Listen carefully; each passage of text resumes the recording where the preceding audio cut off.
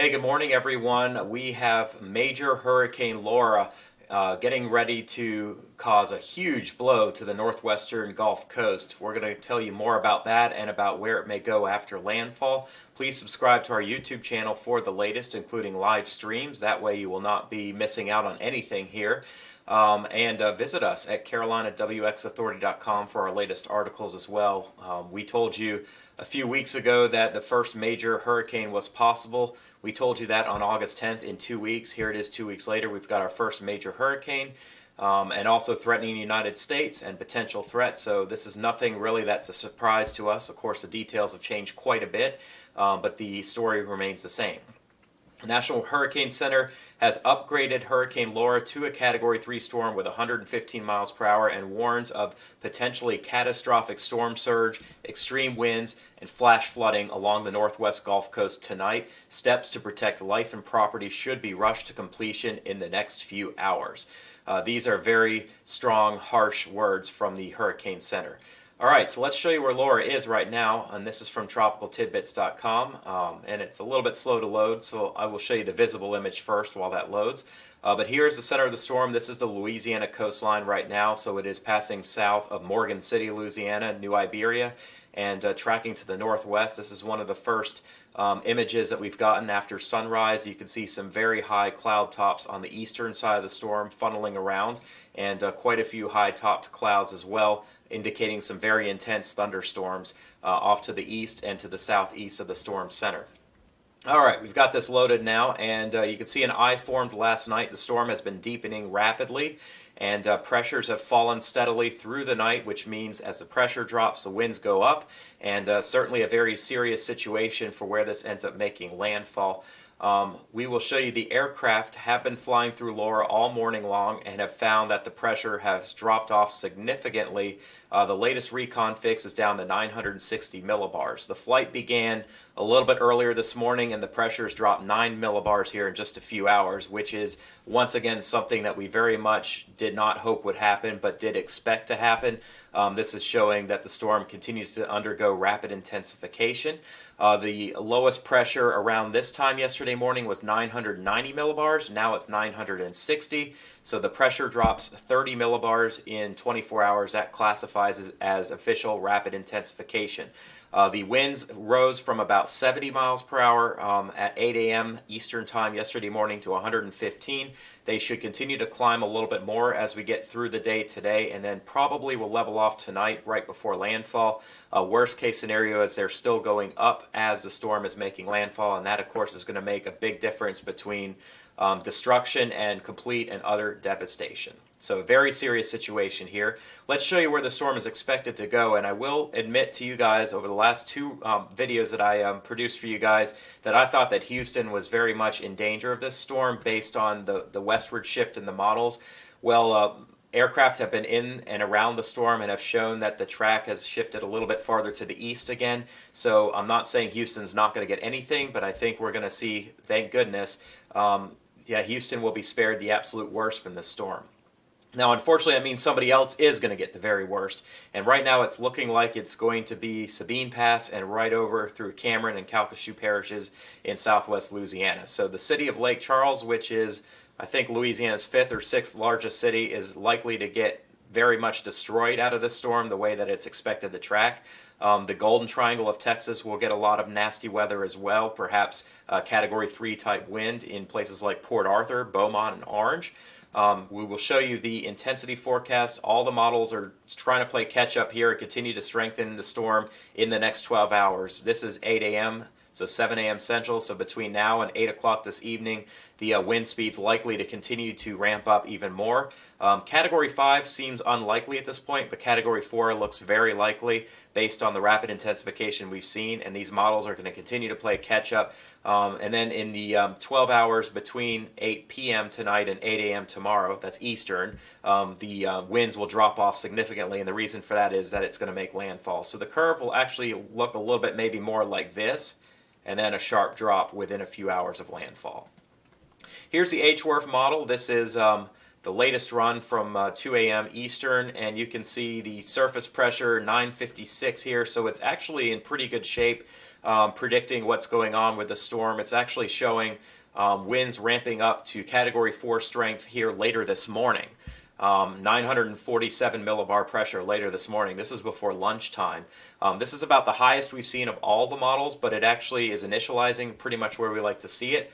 As far as a performance style, of course, not what we want to see if we're in the upper Texas or Southwest Louisiana coastline, but likely a Category 4 storm around or just after lunchtime. 122 knots. That's I'm going to show you the math here. 122.5 times 1.15. That's a 140 mile per hour hurricane at 1 o'clock Central this afternoon with a pressure of 942. The pressure keeps dropping to 939 and then looks like it levels off finally this evening as it gets closer to land. There'll be a little bit more wind shear and probably a little bit more dry air coming in on the western side of the storm. But nonetheless, a difference of a few miles per hour is at this point not going to be a huge difference as it's already grown to the size it will be. This, by the way, will make it the worst storm that Southwest Louisiana has had since Audrey in 1957, and perhaps could be as bad or worse than Audrey, as there's more buildup and more population in the path of this as there was in the year 1957. And that is kind of the benchmark storm for Southwest Louisiana. And Southeast Texas as well. Rita could be, the spot that it makes landfall could be very similar to Rita, but right now it's trending a little farther east, a little bit more of a northeastward pull, and that brings it right into Cameron and right over Lake Calcasieu, and looks like it could wipe Lake Charles off the map if this is correct. Very serious situation, and points to the eastward in Louisiana are certainly under the gun as well. Not New Orleans, although there will be some storm surge and coastal flooding.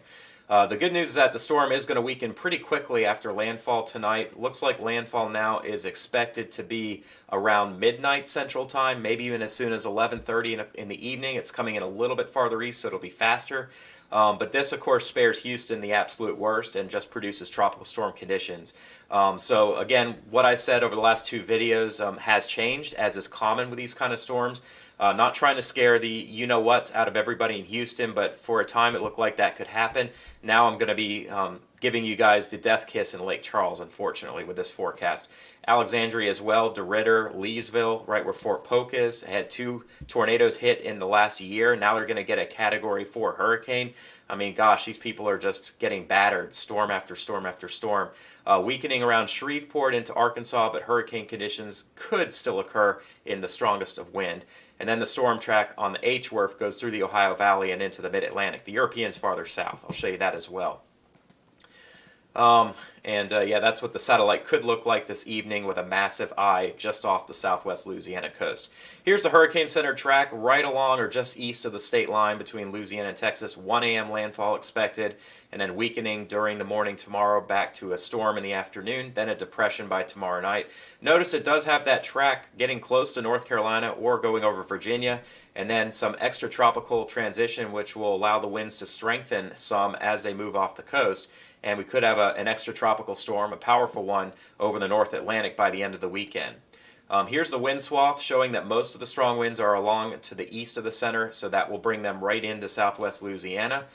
Here's the storm surge forecast, which continues to go up 10 to 15 feet now, all the way up into Calcasieu Lake and Sabine Lake. These two lakes are going to flood anything around them. Vermilion Bay, Chaffalaya Bay, 8 to 12 feet. Lake Pontchartrain, Lake Maurepas, 2 to 4 feet. The Wrigley's, Lake Bourne, 2 to 4 feet. So these areas all the way into Mississippi will have some storm surge flooding. Barataria Bay, Terrebonne Bay, 4 to 7 feet of storm surge. Galveston Bay, 3 to 5. So this is a little bit better news for Houston, but there'll still be some coastal flooding and certainly a risk to lives and property along the Bolivar Peninsula here in Texas. Here's a storm surge flooding map, shows some extreme amounts of surge getting up into Cameron Parish and even into Calcasieu and Jeff Davis Parish and the western part of Vermilion Parish. All these lakes are going to flood into these areas. It's going to cause widespread devastation over the Southwest Louisiana coastline. Flash flood risk all the way up into the Boot Heel of Missouri over the next 24 to 48 hours. Here's the European from Weather Bell, and this shows some incredible amounts of wind gusts possible at 10 meters, gusts up to as high as 185 miles per hour somewhere in here, and 150 mile per hour gusts possible in the Lake Charles area, 110 around Alexandria, 90 around Shreveport, 80 close to Little Rock, Areas to the east, Lafayette could have hurricane force wind gusts. Morgan City, tropical storm force. New Orleans, near tropical storm force. Slidell, Hammond.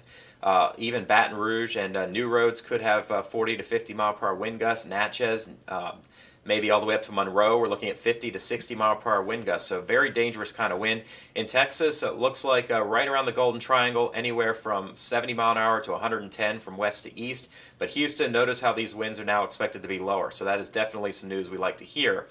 And then rainfall totals, looking at potentially up to 11 inches of rain near the track of the storm in southwest Louisiana and far east Texas, as well as up into Arkansas. So this will cause some significant flooding. It's not going to be a Harvey kind of rainstorm, but it will definitely be a significant rain packer all the way across the Sabine River Basin and up into Arkansas.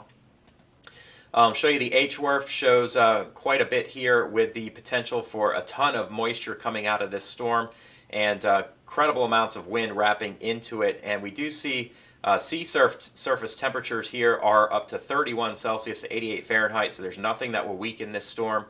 This is what the radar could look like tonight as the storm is getting ready to make landfall. Looks like it'll be around 10, 11 o'clock at this radar time, so a massive eye is expected. The eye wall will come on shore probably about 10:30 or 11 o'clock tonight in parts of Vermilion and Cameron Parish, Louisiana.